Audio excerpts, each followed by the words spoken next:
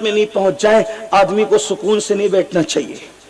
کیا بات ہے، حق ہے. سیدنا فاروق اعظم رضی اللہ تعالیٰ عنہ اپنے بستر کے نیچے چابک رکھتے تھے اور جب گھر میں آتے تھے تو سونے سے پہلے چابک نکال کر پیر پہ مار کے کہتے تھے عمر بتا تو نے اللہ کی فرما برداری کے کتنے کام کی اللہ، اور ان پیروں سے چل کر کے تو کہاں گیا. فاروق اعظم رضی اللہ تعالیٰ. اللہ میرے بھائیوں یہ کوئی کھیل تماشا نہیں ہے آپ کا دین. یہ کہانی قصوں کی من گڑت دنیا نہیں ہے آپ کا دین. ان الدین عند اللہ الاسلام، دین اللہ کے نزدیک صرف اسلام ہے اور وہ اللہ کی طرف سے نازل کیا گیا ہے. یہ سوچتے ہو رات رات بھر زنا کی فلمیں دیکھو گے پھر بھی جنت پکی ہے؟ اللہ، اس لیے کہ ہمارے ساتھ ایک ٹائٹل ہے.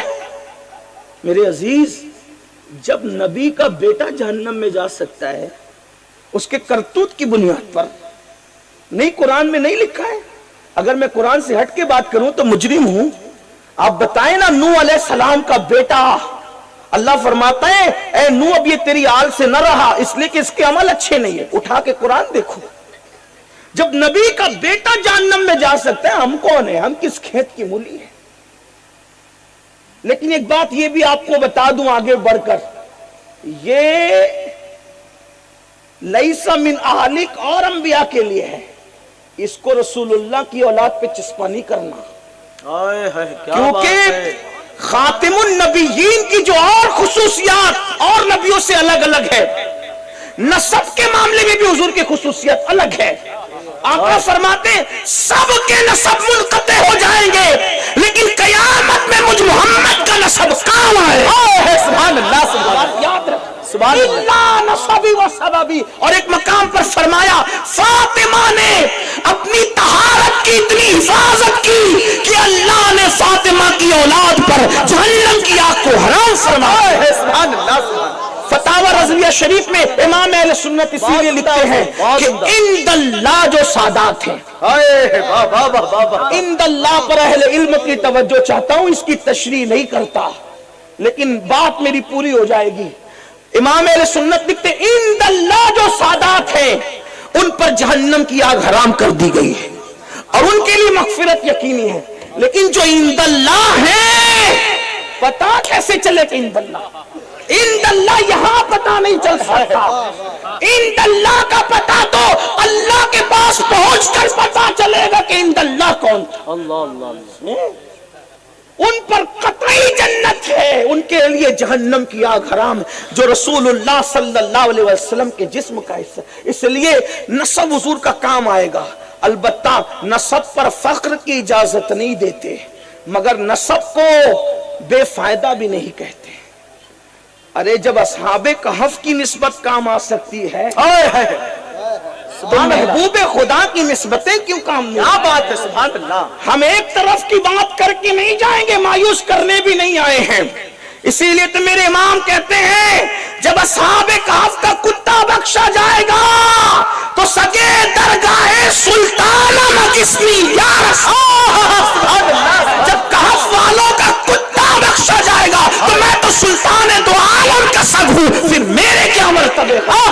لیکن کوئی وہاں سچی نسبت تو حاصل کرے، کوئی نسبت کی طرف تو توجہ جو وہاں سے منسوب ہوگا وہاں تو دل کا بھی خیال رکھا جائے گا. تو عرض یہ کر رہا تھا حضرت امام اعظم ابو حنیفہ یوں کہتے تھے اللہ انشاءاللہ مجھے بخش دے گا. تو لوگوں نے کہا آپ یہ کہتے ہیں کہ اللہ بخش دے گا انشاءاللہ، وجہ کیا؟ فرماتے الحمدللہ میں نے پوری زندگی کبھی کسی کی غیبت نہیں کی. امام اعظم کہتے ہیں میں نے اپنی زبان سے کبھی کسی کی غیبت نہیں کی، اسی عمل کی وجہ سے میں امید کرتا ہوں کہ اللہ مجھے بخش دے گا. تو میرے آقا علیہ الصلوۃ و تسلیم کے پیارے دیوانوں، آئیے جلدی جلدی میں عذاب قبر کے حوالے سے مزید روایتیں آپ کی خدمت میں پیش کرتا ہوں تاکہ آپ کو مزید آگے بات پتہ چلے. اللہ کسی کو بھی عذاب قبر میں مبتلا کر سکتے، کسی کو بھی. شرح الصدور میں ساتھ ساتھ کتابوں کے نام بھی پڑھ رہا ہوں کیونکہ بات بڑی نازک کرنے جا رہا ہوں.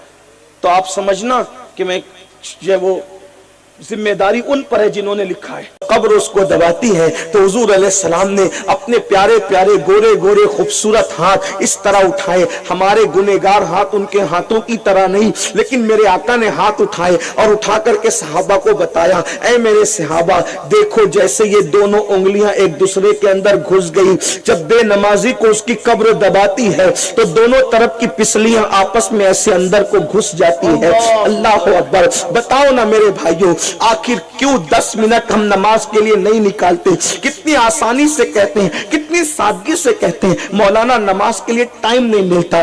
10 मिनट का टाइम ना निकाल कर अपनी आखिरत को तबाह न करो, अपनी आखिरत को बर्बाद न करो। और अगर आप ये सोचते हो ना मेरे भाई कि मैं नमाज नहीं पढ़ूंगा, गौस पाक बचा लेंगे, गरीब नवाज बचा लेंगे, पीर साहब बचा लेंगे, मुझे माफ करना, अगर आप सच्ची बात सुनने के लिए आए हैं तो याद रखना, गौस पाक, गरीब नवाज और हमारे पीर तो बहुत दूर की बात है। मेरे और तुम्हारे नबी जिसकी रजा खुदा चाहता है वो फरमाते हैं, जो जानबूझकर नमाज छोड़ दे मैं मोहम्मद उससे बेजार हूं, क़यामत के दिन उसके साथ मेरा कोई वादा नहीं है। अब आपसे पूछना चाहता हूं, जिससे रसूलुल्लाह बेजार है उससे आप तो दोस्ती कर सकते हैं, लेकिन गौस पाक कभी उससे राजी नहीं हो सकते। जिससे रसूलुल्लाह बेजार है आप तो उससे दोस्ती कर सकते हैं, लेकिन गरीब नवाज उससे कभी खुश नहीं हो सकते। मुट्ठी भर फूल डालने की बजाय पूरा बाग भी अगर गरीब नवाज के मजार पर डाल दो, रसूलुल्लाह जिससे बेजार है, उनके नाना जिससे बेजार है, नवासा कभी उससे राजी नहीं हो सकता।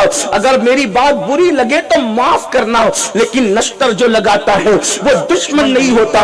मेरे भाइयों, सुन्नियत यही है। अल्लाह अकबर। अल्लाह ने पूरे कुरान में कमो बेश 700 मरतबा नमाज का हुक्म दिया, तो जो एक वक्त की नमाज जानबूझकर छोड़ देता है गोया वो 700 मरतबा अल्लाह की नाफरमानी का इर्तिकाब करता है। अपने अंदर इतनी ताकत है, अपने जिस्म में इतनी कुव्वत, आओ अपने नबी का फरमान सुने। अल्लाह के सच्चे नबी सल्लल्लाहु अलैहि वसल्लम फरमाते हैं, जहन्नम के अंदर एक वादी है, उस वादी से एक दिन में 5 मरतबा जहन्नम भी पनाह मांगता है। अल्लाह अकबर। जहन्नम की उस वादी से एक दिन में 5 मरतबा जहन्नम भी पनाह मांगता है, और उस वादी की गर्मी और हरारत का ये आलम है, अगर उसमें पहाड़ डाल दिए जाएं तो पहाड़ भी पिघल पिघल जाएं। सहाबा ने पूछा, आका जिसमें पहाड़ पिघल जाएंगे और जिससे जहन्नम भी एक दिन में 5 बार पनाह मांगता है, उसमें किसको अल्लाह दाखिल करेगा? तो मेरे आका फरमाते हैं सल्लल्लाहु अलैहि वसल्लम, जो जानबूझकर नमाज छोड़ेंगे उस वादी के अंदर उनको दाखिल किया जाएगा। ऐ मेरी कौम के जवानों, क्या पहाड़ों से ज्यादा अपने जिस्म में ताकत है? क्या पत्थरों से ज्यादा अपना दिल जो है वो कुव्वत वाला सख्त हो गया है? पहाड़ जिसमें पिघल जाएंगे उसमें अपनी हड्डियों का क्या बनेगा? उसमें अपनी पिसलियों का क्या बनेगा? उसमें अपने कमजोर जिस्म का क्या बनेगा?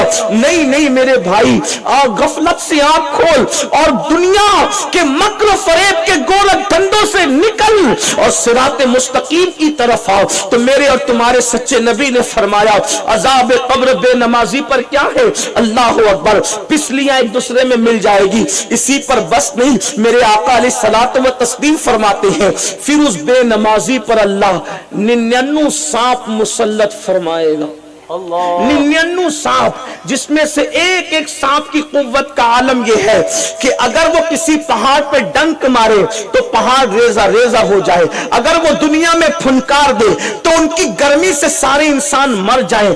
ऐसे ताकतवर 99 सांप अल्लाह बेनमाजी की कब्र में मुसल्लत फरमाएगा। उसने फजर नहीं पढ़ा होगा, जोहर तक के वो डसेंगे, जोहर नहीं पढ़ा होगा, असर तक डसेंगे, असर नहीं पढ़ा होगा, मगरिब तक डसेंगे, मगरिब नहीं पढ़ा होगा, इशा तक, इशा नहीं पढ़ा होगा तो फजर तक, क़यामत तक ये सिलसिला चलता रहेगा। अल्लाह अकबर। ये बेनमाजी का अंजाम। और फिर मेरे और आपके आका मुस्तफा जान रहमत सल्लल्लाहु अलैहि वसल्लम ने फरमाया, पेशाब के छींटों से बचो, क्योंकि ज्यादातर अजाब कब्र पेशाब के छींटों की वजह से होता है। आजकल हमारे जवान जींस पहनते हैं, शौक है। मैं उस पर कोई नाजायज का फतवा नहीं दे रहा हूं, इसलिए कि मैं कोई मुफ्ती नहीं, मैं आपका खादिम, लेकिन पहनते हो जायज है, मैं कोई उसको हराम नहीं कह रहा हूं, लेकिन बहुत फिट पहनते हो तो बहुत फिट पहनने से उलमा ने मना किया। वैसे भी तंग कपड़े साइंस के एतबार से भी मुफीद नहीं। साइंस कहती है तंग कपड़े पहनना जो बिल्कुल जिस्म से लगे हुए हों वो इंसान की स्किन के लिए यानी चमड़ी के लिए इंतहाई नुकसानदेह है। साइंस भी कहती है। तो इतनी फिट पहनते हैं कि बैठा भी नहीं जाता इस्तिंजा के वक्त और खड़े खड़े पेशाब करते हैं, जिसकी वजह से वो पेशाब के कतरे उनके बदन पर लगते हैं, पेशाब के छींटे उनके बदन पर लगते हैं। अल्लाह के रसूल अलैहि सलाम फरमाते हैं अक्सर अजाब कब्र 3 चीजों की वजह से इंसान पर होता है। नंबर 1 पेशाब के छींटों से नहीं बचना, नंबर 2 गीबत करना, नंबर 3 एक की बात दूसरे तक पहुंचाना, दूसरे की बात पहले तक पहुंचाना, जिसको अपनी जबान में हम चुगलखोरी कहते हैं। इस बुनियाद पर अजाब कब्र होता है। अब तीनों चीजों तलाश करो, हम तीनों चीजों में मुब्तला हैं। पहले तो पेशाब के छींटों से नहीं बचते, पेशाब के छींटों में मुब्तला रहते हैं। उसके बाद अल्लाह अकबर गीबत तो आज बिल्कुल आम हो चुकी है। मेरे आका अलैहिस्सलाम ने फरमाया अल गीबत व अशद्दु मिन ज़िना, कि गीबत ज़िना से भी बदतरीन फेल है। अल्लाह अकबर। मेरे आका सल्लल्लाहु अलैहि वसल्लम के प्यारे दीवानों, गीबत का मतलब क्या है? यानी किसी मोमिन के पीठ पीछे, किसी ईमान वाले के पीठ पीछे ऐसी बात करना कि अगर उसके सामने कहते तो उसकी तकलीफ पहुंचती, उसका दिल दुखता। ये बात है गीबत। मिसाल के तौर पर एक मर्तबा उम्मुल मोमिनीन सैयदा आयशा सिद्दीका ने एक औरत के बारे में कहा या रसूल अल्लाह वो औरत कितनी नाटी थी। तो अल्लाह के हबीब अलैहिस्सलाम ने फरमाया आयशा तुमने वो सख्त जुमला कहा है, अगर ये किसी समुंदर में डाल दिया जाता तो समुंदर का पानी उसकी वजह से खराब हो जाता। अल्लाह अकबर। उम्मुल मोमिनीन ने अर्ज़ की या रसूल अल्लाह वो नाटी थी तो मैंने नाटी कहा। अल्लाह अल्लाह।